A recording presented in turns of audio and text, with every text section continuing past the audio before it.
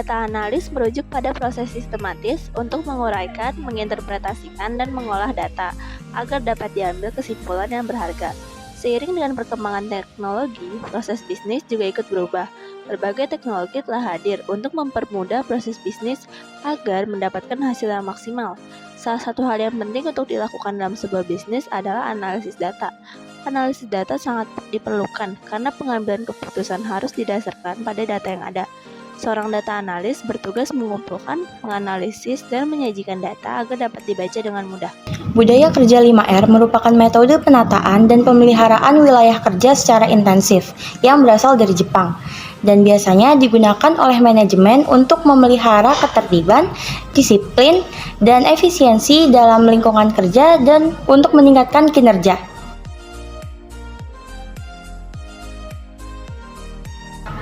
R sangat penting untuk diimplementasikan karena dapat menciptakan lingkungan kerja yang bersih, rapi, sehat, aman, dan nyaman. Pada akhirnya dapat menciptakan kedisiplinan, kepuasan kerja, dan membentuk citra positif.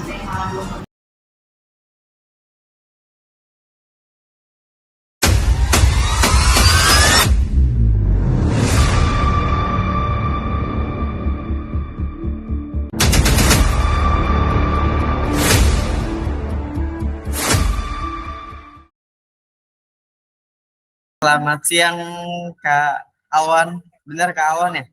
Benar. Benar. Ya, jadi di sini nih kita tuh dari kelompok 5 ini pengen tahu nih Kak, budaya kerja yang ada di tempat kerja Kakak tuh saat ini kayak gimana gitu. Jadi nanti bakal ditunjukin nih CV Bang Awan seperti apa. Boleh nggak sih Bang kayak memperkenalkan diri dulu Bang Awan tuh kayak gimana sih orangnya? Oke, gue izin perkenalkan diri ya. Ini nggak apa-apa pakai logo aja. Oh, formal, harus formal. Formal. Oke, ngomong formal. Oke, kenalin, saya Alwan. Saat ini saya sedang berkuliah di Universitas Pembangunan Negeri Veteran Jakarta di jurusan Hubungan Internasional. Selain saya kuliah di HI, saya juga saat ini sedang bekerja di dua company. Yang pertama ada di industri retail kecantikan, yaitu posisi saya sebagai B2B marketing. Dan di company satu lagi merupakan Alokus, di mana company tersebut data analis yang bertujuan untuk menyediakan CRM tools kepada brand-brand yang sekiranya ingin ditingkatkan penjualannya. Seperti itu. Boleh. Ini merupakan CV-nya dari kawan sendiri. Bisa nggak sih Kak jelasin kayak pengalaman yang pernah Kakak dapat nih selama Kakak bekerja atau meraih karir itu kayak gimana sih Kak? Oke. Jadi di sini saya pertama tadi saya merupakan mahasiswa dari Hubungan Internasional di UPN Veteran Jakarta. Selain belajar di UPN tersebut, saya juga mengikuti organisasi kemahasiswaan sebelumnya, dan saya memegang jabatan sebagai Kepala Divisi Advokasi. Nah, di sini ada work experience. Nah, di sini merupakan yang pertama, company pertama saya, yaitu di Jera Visi Berkarya, salah satu brand kecantikan, yang dimana saya menjabat sebagai B2B Reseller and Distributor Management. Yang pertama, tugas saya itu menghandle semua reseller, mulai dari yang baru hingga yang lama. Kemudian saya menyediakan informasi seputar support selling kepada reseller, seperti diskon, claim support, dan lain-lain. Nah, saya juga bertanggung jawab dalam memberikan report sales secara bulanan dari partner-partner Jera yang melakukan consignment. Dan setelah itu saya juga mempunyai job desk dalam membuat desain yang nantinya akan dikasih kepada campaign B2B sehingga penjualan reseller dari Jira tersebut akan lebih meningkat. Nah, kemudian di PT Mahindo tadi merupakan Alokus, job desk saya, posisi saya dulu sebagai customer success. Nah, customer success saya itu ngapain? Yang pertama itu saya acquiring brands, yaitu saya mengakuisisi brand. Kedua, saya menjadi konsultan untuk sebuah brand dalam meningkatkan penjualan produknya. Selanjutnya saya juga menyediakan advice, nasihat dalam menyediakan program-program yang nantinya akan menaikkan penjualan dari sebuah brand tersebut. Kalau di perusahaan sekarang tuh kerjanya ngapain sih, Bang?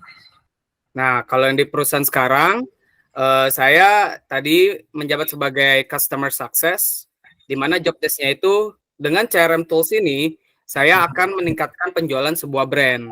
Jadi nanti misalnya ada suatu brand yang ingin berkonsultasi tentang penjualan mereka, atau mereka itu baru mulai dan ingin menentukan target pasarnya, mereka itu bisa membeli atau subscription jasa kita. Jadi nanti ketika mereka sudah mensubscription jasa kita, dan kita nanti akan berikan nasihat-nasihat serta program-program yang seharusnya mereka jalankan untuk meningkatkan penjualan mereka, gitu.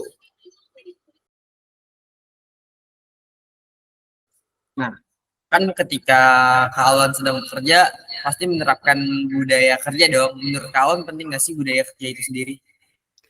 Oke, budaya kerja itu menurut saya penting, karena memang masing-masing perusahaan memiliki SOP-nya masing-masing. Jadi ketika kalian tidak mengikuti budaya kerja tersebut atau tidak mengikuti SOP perusahaan tersebut, ya kalian bisa saja bermasalah nanti di situ. Karena kan kita balik lagi, kita hidup itu punya aturan. Jadi kita harus mengikuti aturan di mana kita berpijak gitu.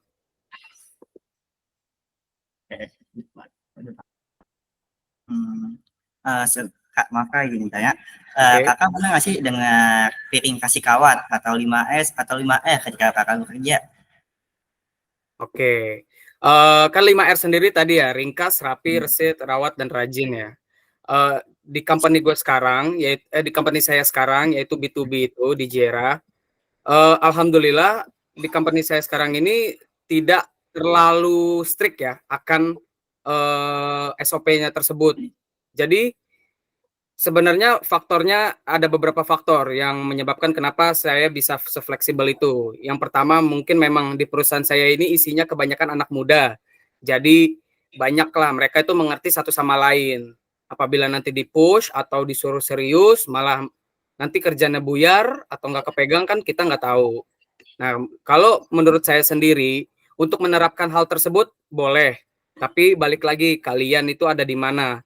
Ketika memang suatu perusahaan itu malah tidak mewajibkan kalian untuk menerapkan 5S tadi atau 5R tadi, ya itu tidak apa-apa, tidak masalah. Asalkan yang terpenting yaitu satu, tanggung jawab.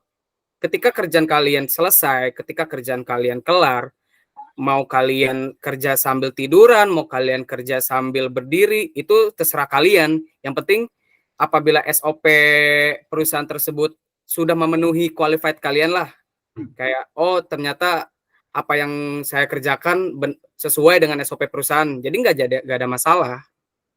Apa aja sih Kak yang harus dipersiapkan untuk orang-orang yang ingin bekerja di bidang Kakak ini, dan apa harus mengedepankan budaya kepekerjaan dalam profesi ini?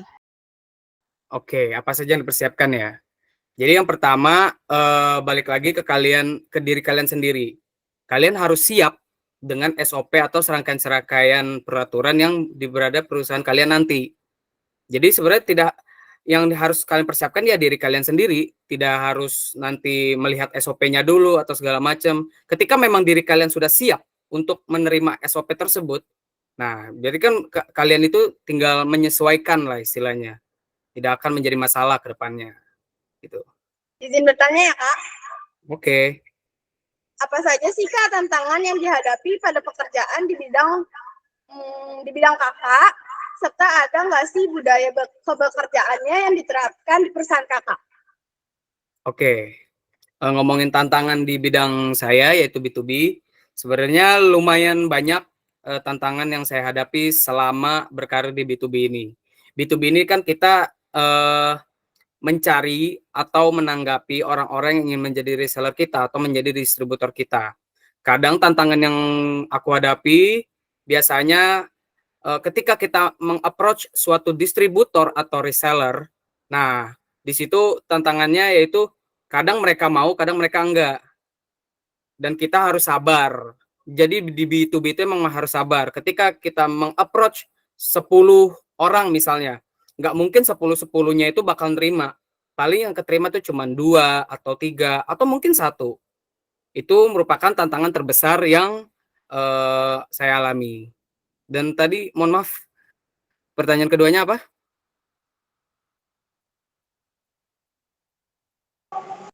Pertanyaan keduanya itu, ada nggak sih budaya kebekerjaan yang diterapkan di perusahaan kakak?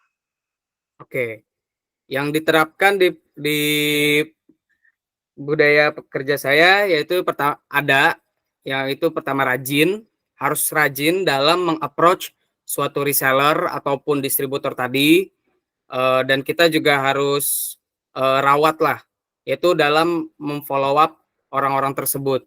Jadi ketika aku menerapkan beberapa metode kebudayaan kebekerjaan tadi, nah itu nanti tinggal disesuaikan hasilnya kayak gimana. Yang penting kita sudah berusaha dengan metode tadi untuk hasilnya yaitu ke depannya.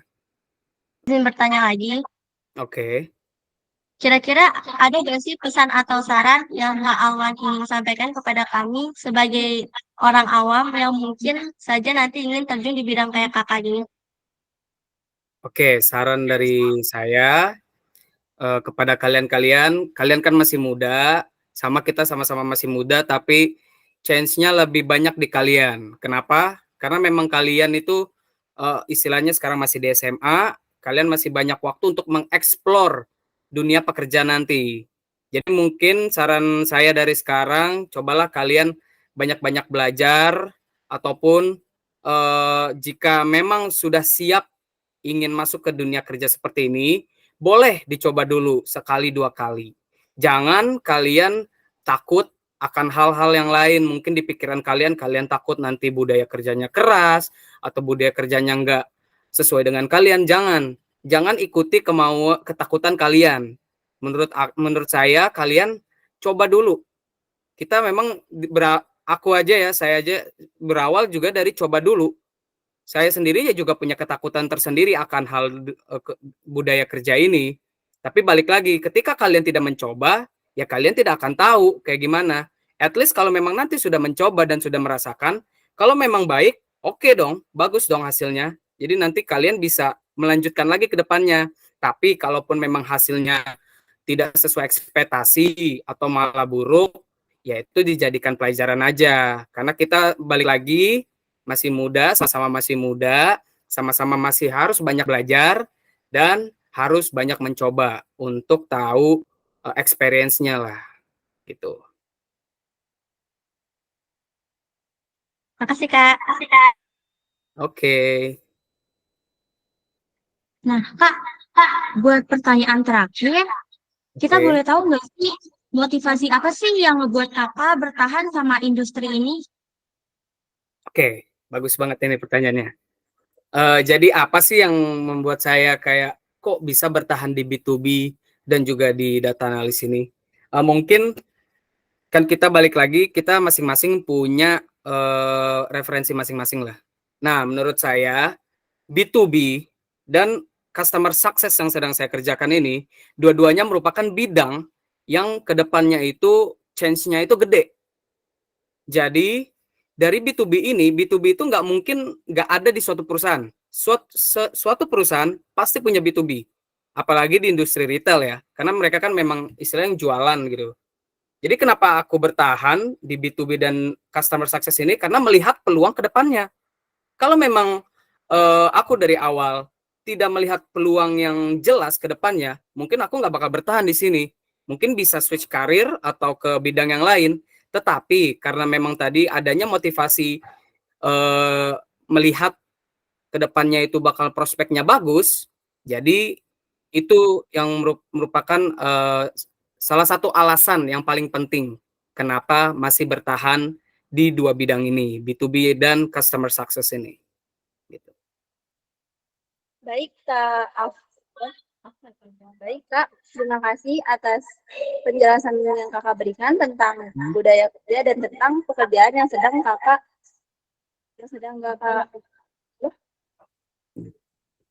jalani. Semoga ini dapat bermanfaat untuk kita semua. Dan juga semoga pekerjaan Kakak selalu lancar dan Amin. terima kita juga lancar, Kak. Amin.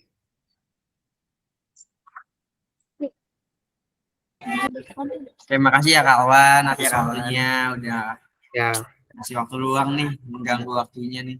Dan cuma wawancara ya, makasih banget karena hmm, perlu banget nih kayak motivasi kemudian pengalaman-pengalaman dari kakak yang membuat kita kita lebih maju lagi nantinya dan kita udah dapat gambaran oh nanti bakal seperti ini. iya. Kasih ya Kak. Ya, mungkin dari gue juga, mungkin dari saya mohon maaf apabila ada pertanyaan tidak menjawab atau kurang menjawab, karena memang balik lagi saya masih kuliah, tapi tetap saya berusaha lah untuk mencoba untuk bekerja ini gitu loh. Jadi kayak ingin merasakan experience-nya dulu. Kan kita masih muda, sama-sama belajar tadi. Jadi mungkin saya belum terlalu expert di bidang ini, tapi setidaknya bisa lah sharing sedikit-sedikit. Boleh dokumentasi dulu nggak nih Kak sebelum kita mengakhiri Google Meet pada hari ini? Boleh dong.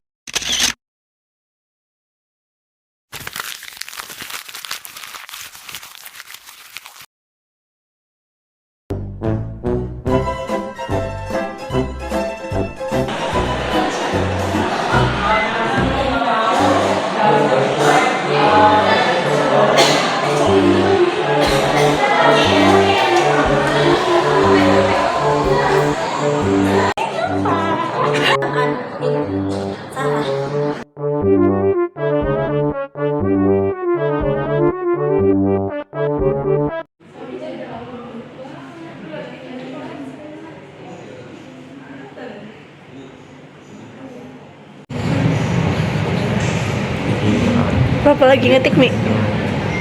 Lagi ngetik.